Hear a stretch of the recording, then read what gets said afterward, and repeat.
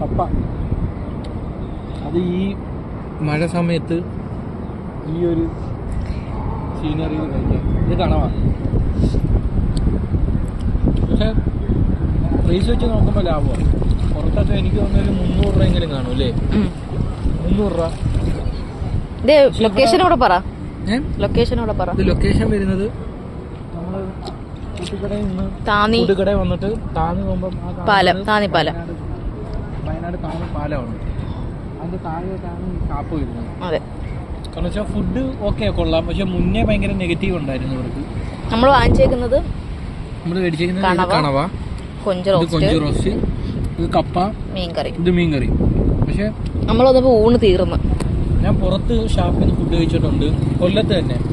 വെറും വേസ്റ്റ് ആയിരുന്നു. അത് വെച്ച് നോക്കുമ്പോൾ ഞാൻ ഇതിലൊരു 100-ൽ ഒരു 85% പക്ക ഓക്കെയാണ്. അത്രേ ഞാൻ പറയുന്നുള്ളൂ. 100 ഞാൻ പറയുന്നില്ല, 85% ഓക്കെയാണ്. പക്ഷെ നല്ല സീനറിയാണ്. ഈ ക്ലൈമറ്റിൽ സൂപ്പറാണ്. നമുക്ക് അകത്തിരുന്ന് കഴിക്കാനുള്ള സെറ്റപ്പും ഉണ്ട്. എങ്കിൽ പുറത്ത് ഇങ്ങനെ കാലൊക്കെ ഇട്ട് കാറ്റൊക്കെ കൊണ്ട്. പക്ഷെ നല്ല കടലിൻ്റെ സൗണ്ട് കേൾക്കുന്നുണ്ട് അവിടെ. നമ്മൾ ഈ കായലുണ്ടോ കാണിച്ചേ?